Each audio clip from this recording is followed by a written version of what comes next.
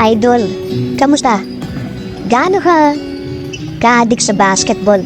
Yung for the love of the game, kahit malayo yung basketball court, pupuntahan mo para makapagpapawis at maglaro. Kahit minsan, nauulanan, naiinitan, go pa rin. Makapag-basketball lang.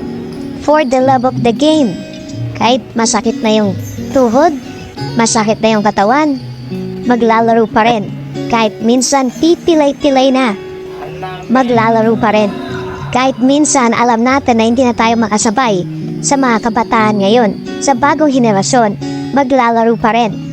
Kasi for the love of the game, kahit sobrang busy na at may kanya-kanya tayong responsibilidad sa buhay, pag nagkaroon ng libreng oras, first thing na papasok sa isip natin ay ang basketball. Wala eh. Ang basketball ang nagpapasaya sa atin. Ang basketball ang naging sandalan natin. Oo, idol. Di ko naiyan sabihin na ang basketball ang nagigtas sa akin sa depression. Lagi ko ang sinasabi na tapos na tayo sa pagalingan at mabigat na kompetisyon. Masaya na tayo kahit makapagpapawis lang ng simple. Isa hanggang 2 game, all goods na yan.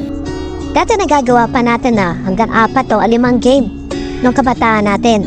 Kasi naging batang stadium din tayo. Yung paggising ng umaga tapos diretso sa basketball court, uwi ng tanghalian, matutulog ng konti, tapos balik ulit sa basketball court. Kahit sobrang dilim na nun, makapag-shooting lang. Napakaswerte nga ng mga kabataan ngayon kasi sobrang daming covered court, mga idol.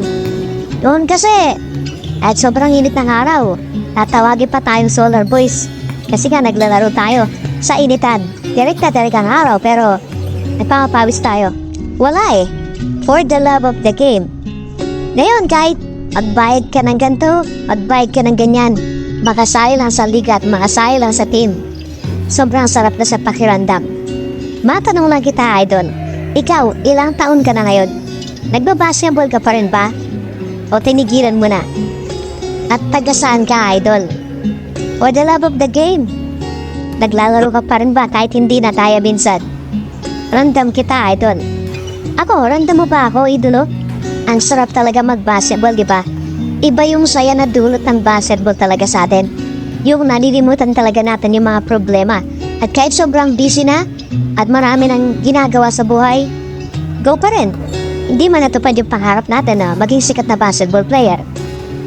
Ang pinaka-importante kahit oldies na tayo, nagkakaedad na, laman pa rin tayo ng basketball court. Kasali pa rin tayo sa mga liga. Kahit ligang pang-oldies, sabi nga nila, masaya pa rin. For the love of the game, sasali at maglalaro pa rin. For the love of the game, magsisipag at magpapakondisyon pa rin pag may oras. Kasi lahat ng ito, magiging kwento na lang at magandang alaala ng basketball.